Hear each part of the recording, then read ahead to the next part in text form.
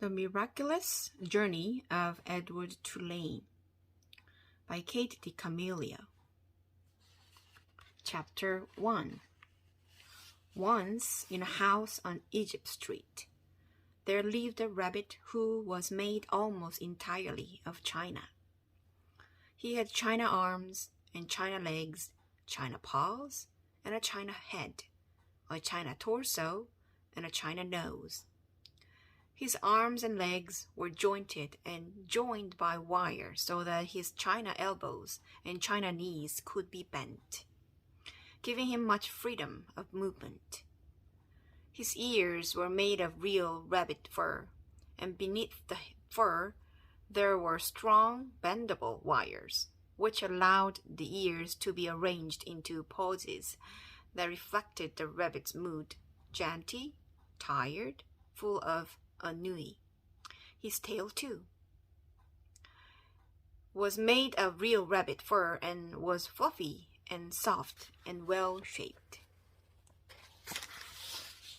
The rabbit's name was Edward Tulane, and he was tall. He measured almost 3 feet from the tip of his ears to the tip of his feet.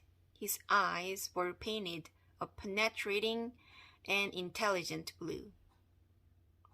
In all, Edward Tulane felt himself to be an exceptional specimen. Only his whiskers gave him pause. They were long and elegant, as they should be, but they were of uncertain origin. Edward felt quite strongly that they were not the whiskers of a rabbit, whom the whiskers had belonged to initially.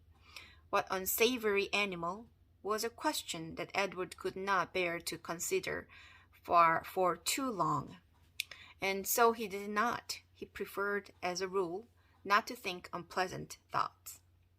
Edward's mistress was a 10-year-old, dark-haired girl named Evelyn Tulane, who thought almost as highly of Edward as Edward thought of himself. Each morning after she dressed herself for school, Evelyn dressed Edward.